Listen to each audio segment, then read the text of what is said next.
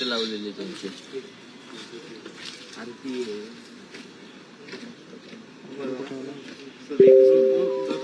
एकच मिनिट फक्त खाली लावतो रे.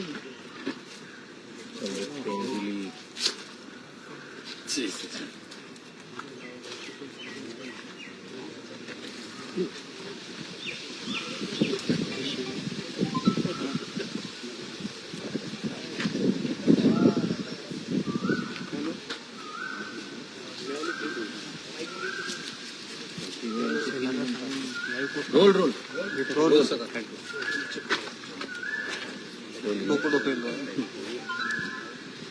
प्राइम मिनिस्टर नरेंद्र मोदी देशवासियों के आंखों में धूल झोंकने का काम वहाँ पर कर रहे हैं। इस बार की उनकी जो विदेश दौरा था, ये बताया गया कि वो नॉर्वे जाएंगे, हॉलैंड जाएंगे, लेकिन ये अंग्रेजी में जिसको कहते हैं स्मोक स्क्रीन, ये दो देशों का दौरा एक स्मोक स्क्रीन था। असली डेस्टिनेशन जो है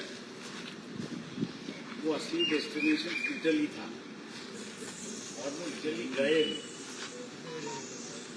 आज जो गैस की समस्या है, डीजल पेट्रोल की समस्या है, किसानों के लिए सल्फर और खाद की जो समस्या है, ये समस्या मोदी जी नरेंद्र मोदी के नीतियों की वजह है, ऐसा मैं आरोप कर रहा हूँ। इटली में जो गए थे उसकी वजह ये है कि इटली में दो संगठन है, उन दो संगठनों का नाम है बॉयकॉट मूवमेंट है और दूसरा है नो हार्बर ऑफ टीवीएस। ये दो इटली के संगठन है कि जो इजराइल और पैलेस्टीन के अंदर जो झगड़ा चल रहा है, इटली से कोई सामान वहां पर ना जाए, इसका देखरेख का काम करते हैं।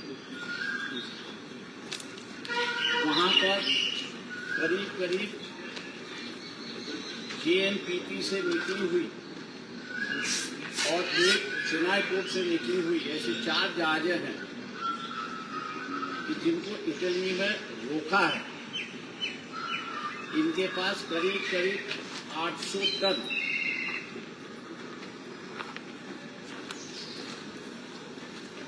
मिलिट्री ग्रेडेड स्टील इनमें है और ये स्टील जो है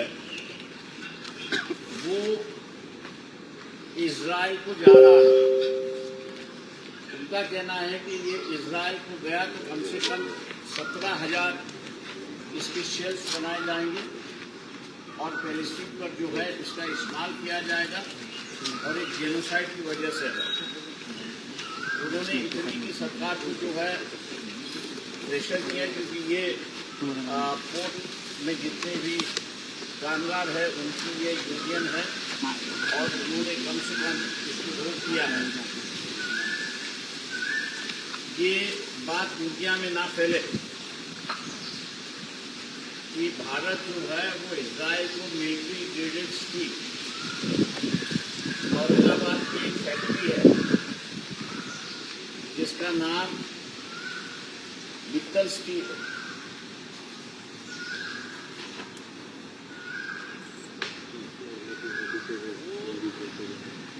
मित्तल स्टील्स करके है, वो कंपनी ने जो है इजराइल को माध्यम से भेजा, ऐसी एक परिस्थिति है। दूसरा जो है ये बात अगर बाहर आ जाती है तो एक तरफ से रशिया और चाइना जो ईरान के साथ में है और कच्चा तेल वहां से आ रहा है,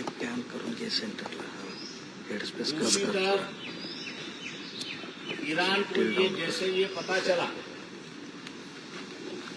भारत जो है वो इजराइल को मिलिट्री ग्रेडेड स्टील प्रोवाइड कर रहा है,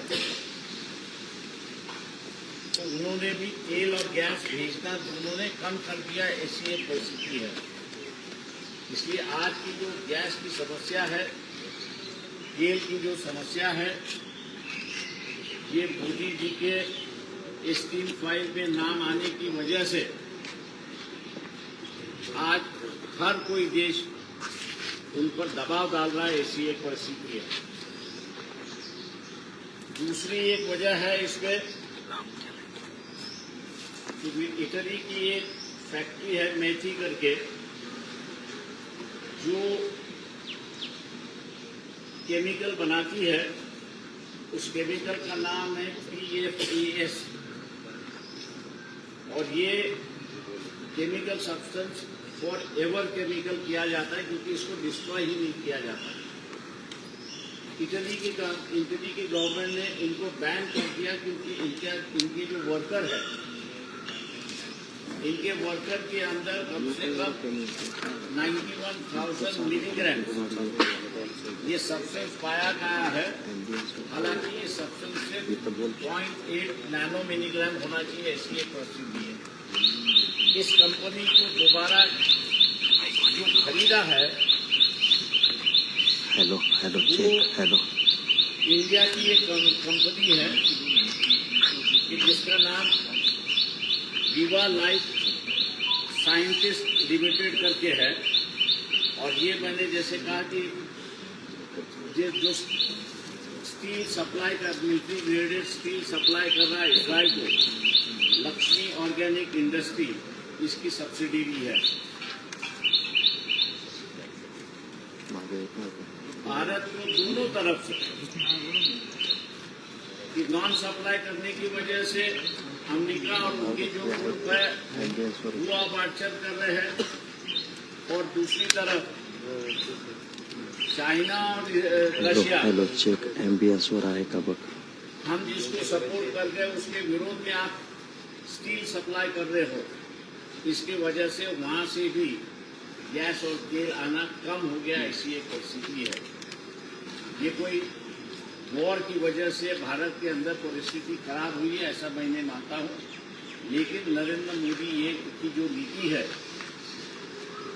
और उनकी जो छवि बनी हुई है, मैं दोबारा बीजेपी वालों से पूछना चाहता हूँ कि क्या आप ये कबूल करेंगे कि प्राइम मिनिस्टर कहीं न कहीं तो भी एक्शन में आ चुके हैं और इन पर दबाव डालकर जो भारत करना नहीं चाहता है,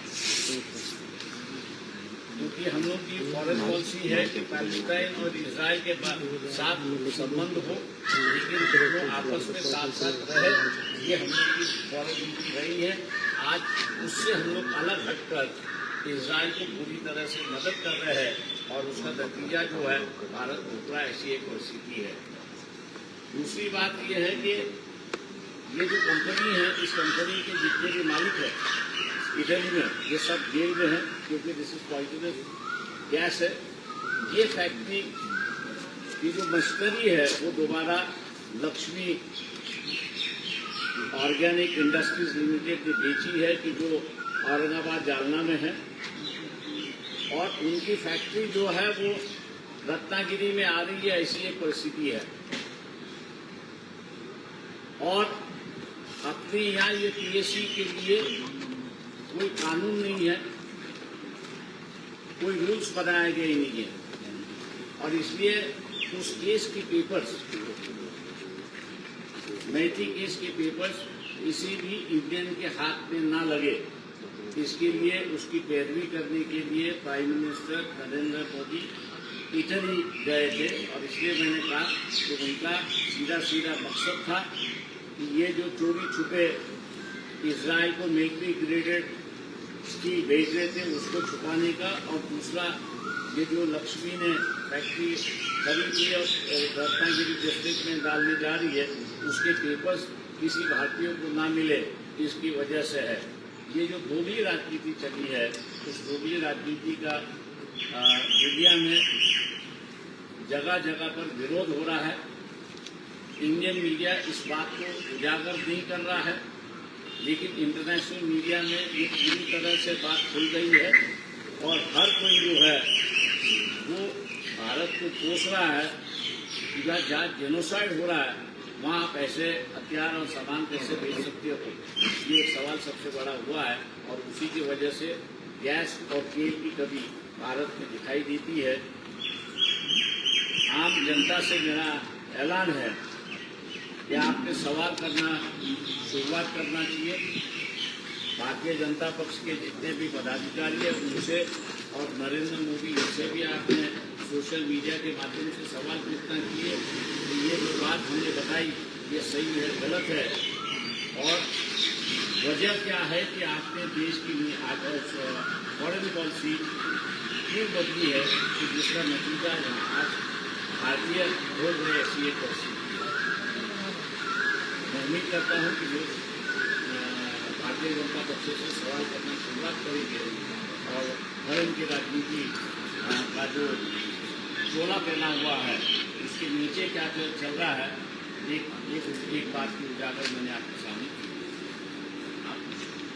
इटली जाने का मकसद क्या था?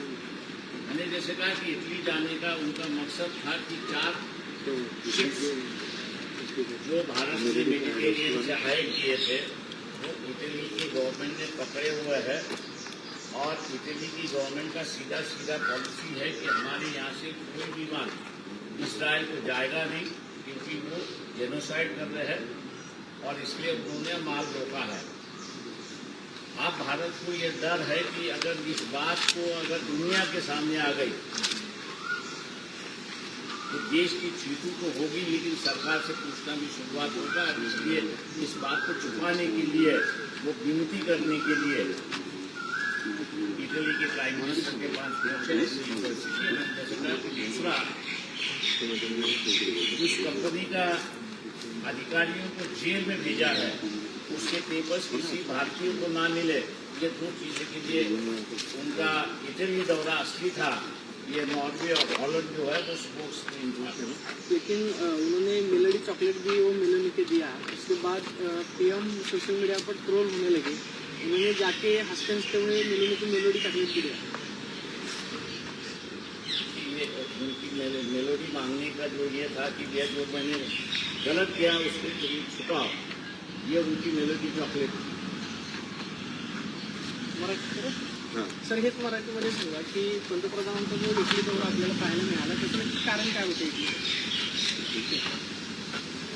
इटलीमध्ये 2 संघटना आहेत त्या लोकवरी काम करतात। त्यांचं नाव जे आहे ते बॉयकॉट डिसइन्व्हेस्ट अँड सप्लाय असं त्यांचं सर्व नाव BDS मध्ये म्हणतात। मुवमेंट आहे आणि दुसरी जी आहे ती no harbour for genocide NHD। या दोन्ही संघटना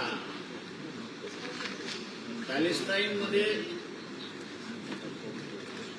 हल्ले चाललेले आहेत ते इस्रायलकडून चाललेले आहेत आणि म्हणून इस्रायलला कुठलाही हत्या किंवा मिलिटरी ग्रेडेड मटेरियल हे जाऊ नये याचं असणारं ते त्या ठिकाणी लक्ष देतात। या 2 संघटनेच्या लक्षात आलंय की भारत प्रचंड मोठ्या प्रमाणात इस्रायलला मिलिटरी ग्रेडेड स्टील हे सप्लाय करत आहे। त्यांनी त्यांच्या रिपोर्टमध्ये सप्लाय करणारी कंपनी जी आहे ती Lakshmi organic industries limited Maharashtra Aurangabad Jalna असं त्यांनी त्याचं नमूद केलेलं आहे। या कंपनीच्या माध्यमातून 4 शिपमेंट्स केलेले आहेत त्या इटलीमध्ये पकडण्यात आलेल्या आहेत आणि इटलीचे गव्हर्नमेंट हे सोडत नाही अशी असणारी परिस्थिती आहे। आंतरराष्ट्रीय दृष्टीने हे भारताला अत्यंत घातक आहे। पंतप्रधानांनी चुकीचं केलेलं आहे ती लपवण्यासाठी त्यांनी एक स्पोर्ट्स टीम तयार केला की मी हॉलंडला चाललोय, नॉर्वेला चाललोय आणि येता येताना इटलीला जाणार असं त्यांनी जो स्मोक स्क्रीन केला त्याचा खरा अर्थ त्याला इटलीला जायचं होतं. दोन मुद्दे होते. एक असं म्हणाले की ह्या ज्या बोटी पकडण्यात आलेल्या आहेत त्या बोटी सोडवण्यात याची त्यांची असणारी मागणी आहे. आणि दुसरं जे आहे ते याच लक्ष्मीच्या एका सबसिडरी कंपनीने फॉर एव्हर केमिकल नावाचं असणारं केमिकल तयार केलं. त्याची फॅक्टरी त्यांनी इटलीमध्ये उभी केली आणि ही उभी केल्यानंतर इटलीमध्ये त्या सगळ्या मालकांना असणारं जेल झालेली आहे. हीच फॅक्टरी लक्ष्मी इंडस्ट्रीजने विकत घेऊन रत्नागिरीमध्ये उभं करण्यात येत अशी परिस्थिती आहे. त्याचे कोर्टाचे केस पेपर्स मिळू नये ही विनंती असताना आपले प्राईम मिनिस्टर इटलीच्या प्राईम मिनिस्टरला करत होते अशी असणारी परिस्थिती आहे. त्याच्यामुळे एका दृष्टीने असताना ज्याला म्हणता येईल की भीक मागू कार्यक्रम असा असताना पंतप्रधानांचा हा दौरा होता. ज्या बोटी आहेत त्याची तुम्ही माहिती रिलीज करू नका. आणि दुसरं ही जी फॅक्टरी विकत घेतलेली आहे याचं ज्या इटलीच्या कोर्टामध्ये केस चालली आणि त्यांना असणारं जन्मठेप झालेला आहे त्यांचे कुठलेही पेपर्स मिळू नये अशी असणारी परिस्थिती आहे. हा दौरा भारताच्या हिताचा आहे असं मी त्या ठिकाणी मानत नाही. परंतु जगामध्ये या दोन ऑर्गनायझेशन ही बातमी पसरलेली आहे. फक्त भारतातल्या वर्तमानपत्रामध्ये ह्या बातम्या आलेल्या नाहीत. दुःखाने आणि खेदाने त्या ठिकाणी म्हणावं लागतंय. इंटरनॅशनल सगळ्या याच्यावरती आहे. भारताला आता असणारं जे क्रूड ऑइल यायला पाहिजे होतं त्याच्याच बरोबर असणारं LNG यायला पाहिजे होती.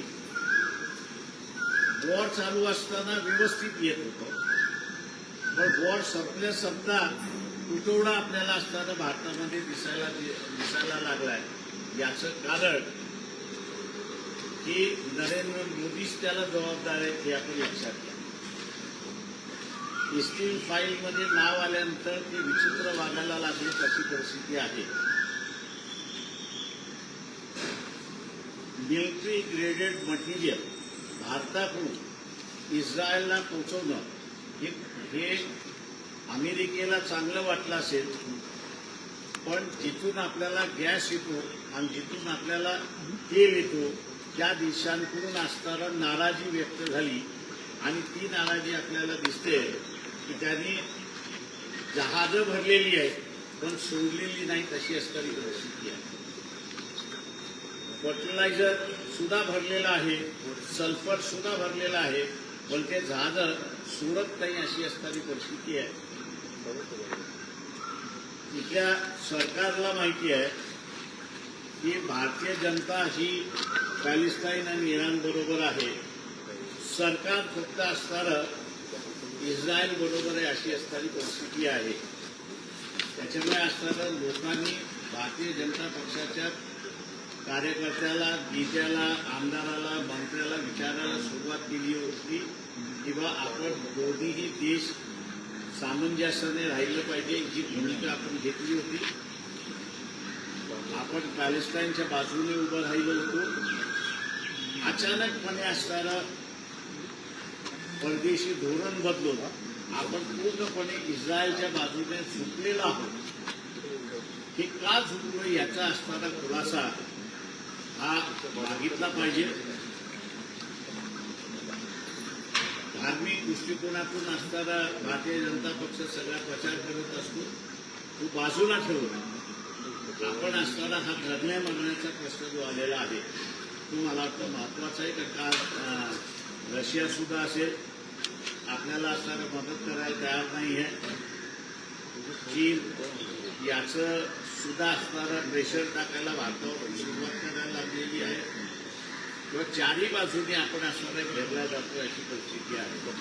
तेव्हा हे धोरण का बदललं आणि चोरी छुटे तुम्ही असणारं इस्रायलला मिलिटरी ग्रेडेड स्टील का प्रोव्हाइड करता हा विचारलं पाहिजे असं माझं सर्व भारतीयांना आव्हान आहे. राजकीय पक्ष इथे असणारे सुद्धा विचारतील असं मी अपेक्षा त्या ठिकाणी करतो. दुर्दैवाने खेदाने मला म्हणावं लागतं, जे काम इथल्या विरोधी पक्ष नेत्याचं असलं पाहिजे ते दुर्दैवाने विरोधी पक्ष नेता हा ते करतच नाही आहे. इटलीच्या वर्तमानपत्रामध्ये आलेलं आहे, म्हणजे विरोधी पक्षाच्या नेत्याच्या आजी आज्याच्या घरातून असणारं सगळं माहिती आलेली आहे आणि जगाला पुरवल्या जातं. किंवा निश्चितपणे नातवाला सुद्धा पुरवल्या गेली असेल, पण नातवाने असणारं ते काही उचललं नाही अशी असणारी परिस्थिती आहे. आणि म्हणून आज आमच्यासारख्यांना असणाऱ्या रिजनल पार्टीजला नॅशनल इश्यूज उभे करून डिबेट सुरुवात करावा लागतो, जी आता आमच्यावरती आलेली पाहिजे असली परिस्थिती. तुम्ही असं म्हटलं की दीप नवलो कार्यक्रम सुरू झालेला आहे. मोदींचा हा दौरा जो होता त्यावरती शरद पवार असं म्हणाले की जगभरामध्ये भारताची प्रतिमा जी आहे ती जपण्याचं काम देशाबाहेर मोदी करतायत. त्याच्यावरती मला कॉमेंट्स करायचे नाही. त्याचा एकदा कधीतरी बोलत की बोलता भिडूच होते. सातत्याने असं का होतंय त्यांचं? वेगळी प्रेस करतो. मोदींचं नाव एप्स्टीन फाईल मध्ये आलेलं आहे असं तुम्ही म्हणताय. त्याच्यामुळं एप्स्टीन फाईलच्या दबावामुळे देश मोदींवरती दबाव निर्माण करण्याचा प्रयत्न असं काय आहे एप्स्टीन फाईल मध्ये काय असेल की जेणेकरून देशाचं परराष्ट्र धोरण असेल ते सगळं चुकतंय. तुम्हाला असणाऱ्या पीएनबीचे 2 नोटिफिकेशन हे करायला सांगतो. एक ॲग्रिकल्चरला 2005 साली पीएनबीने गव्हर्नमेंट ऑफ इंडियाचं काढलेलं स्टेटमेंट आणि आत्ता माझ्या अंदाजानं मार्चमध्ये 2026ला काढलेलं स्टेटमेंट ते बोलतं असेल त्या ठिकाणी. सर ह्याच्यावरती प्रश्न घेणारे दुसऱ्या सर तुम्ही म्हणताय पेट्रोल गॅस सगळ्या जी परिस्थिती निर्माण झाली देशात, तुम्ही कसं पाहता पुढं काय होईल मग? असं पॅनिक सिच्युएशन, मोदी साहेब म्हणतात की पेट्रोल कमी वापरा, सोनं घेऊ नका. आपण मे मध्ये आहोत. माझी मार्च महिन्याची प्रेस कॉन्फरन्स जर कोणी काढली मुंबईतली तर त्या ह्याच्यामध्ये मी ह्या सगळ्या गोष्टी तिथे असणारं नमूद केलं होतं. आता असणारं मोदी म्हणतात की प्रिपेअर या सगळ्या ह्याच्यामध्ये माझं म्हणणं असं आहे की गॅस आणि पेट्रोल आणि डिझेल आणि खत याचा भाव आकाशाला भेटणार आहे अशी परिस्थिती आहे. आणि सगळं एकाच व्यक्तीचं काम आहे असं मी त्या ठिकाणी म्हणतो आणि ते म्हणजे नरेंद्र मोदी. कॅबिनेट ही त्यांच्याबरोबर नाही अशी असणारी परिस्थिती आहे, पण कुणीच बोलायला तयार नाही अशी परिस्थिती. डॉलरच्या तुलनेत पेट्रोल डिझेल तर ठीक आहे, ती डिपेंडन्सी आपली ते हे पण म्हणतात सोनं पण विकत घेऊ नका, त्याचे काय कारण असेल?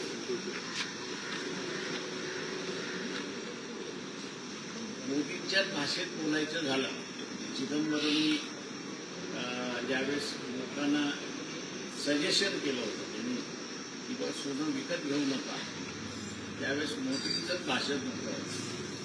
महिलांना उद्देशून होतं की काँग्रेस पक्ष तुमचं मंगलसूत्र सुद्धा चोरून घेत आहे. मोदींना त्याच भाषणाची आठवण करून देतो की तुम्ही लोकांना म्हणताय की सोनं खरेदी नका, याचा अर्थ तुम्ही असणारा महिलांना असं म्हणताय की लग्नामध्ये मंगलसूत्र घालू नका, हाच त्याचा अर्थ होतो. सर डॉलरच्या तुलनेत रुपया पडत चाललेला आहे. ग्रामीण भागामध्ये अनेक पेट्रोल पंपावर पेट्रोल डिझेल देताना टंचाई आहे, गर्दी आहे, लोकांमध्ये संभ्रम आहे. नक्की वाशिम जिल्ह्यातलं मी सांगतो त्याच्यात 42 पंप आहेत. 42 पंपापैकी 3च पंप आहेत की ज्याच्यावरती पेट्रोल नव्हतं याच्यावरती. किती दिवस पुरेल मग आता? किती दिवसांचा साधा शिल्लक आहे असं वाटतं की जेणेकरून त्याच्यानंतर परत जर कदाचित तिकडून क्रूड ऑइल आलं नाही तर या सगळ्या गोष्टी बंद असं आहे की क्रूड ऑइल पाठवायला सगळेच तयार.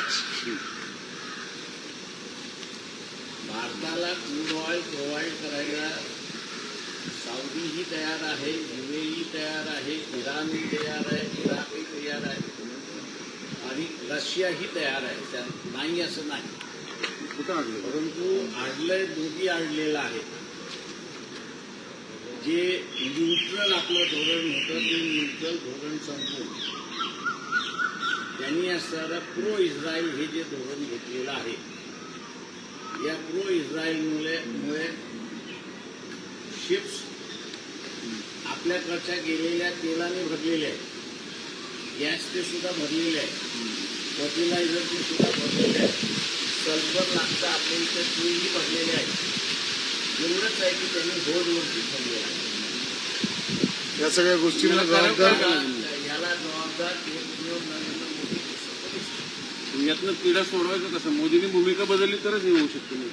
यांनी किंवा लोकांनी असणारा मोदीला विचारलं पाहिजे की देशाच्या हिताचं धोरण जे होतं ते तुम्ही बदललं का?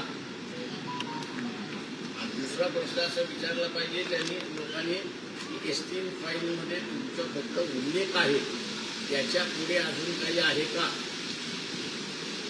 कारण आजही ट्रम्प असं म्हणतो 24 तासात याला मी उपस्थित करू शकतो. मोदींना मोदीला 4 दिवसापूर्वीचं स्टेटमेंट आहे. त्याच्यामुळे असणारा एस्टीम रेकॉर्ड सगळा अमेरिकेकडे आहे.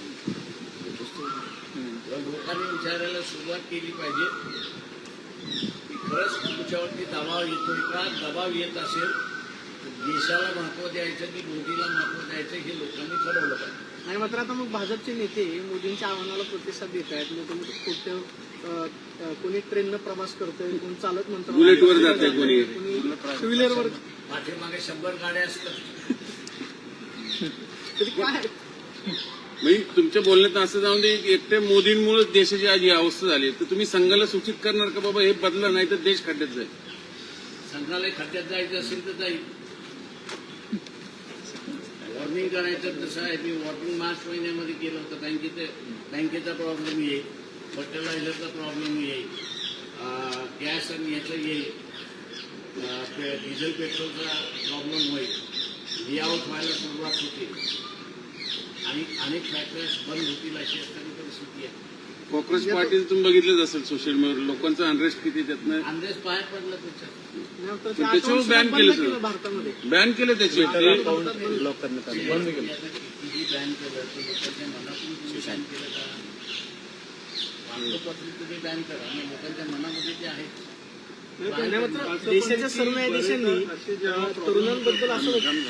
असे जेव्हा प्रॉब्लेम होतात त्यावेळेस प्राईम मिनिस्टर आपल्या दुसऱ्या देशाचे दौरे करतात. आणि नागालँड बघा तुम्ही, त्यावेळेस पण ते बाहेरच होते. आता हे सीबीआयच्या वक्तव्यानंतर सुद्धा ते बाहेरच आहेत. तर काय असं होतं?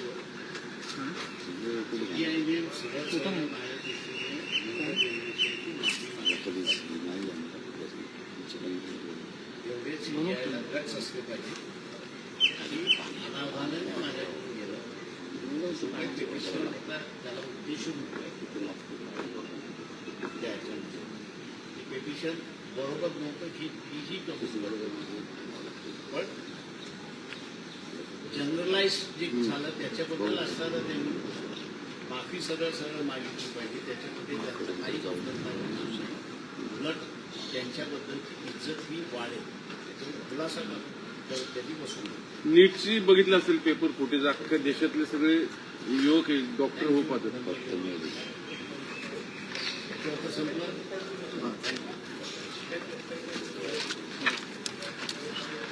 सर्व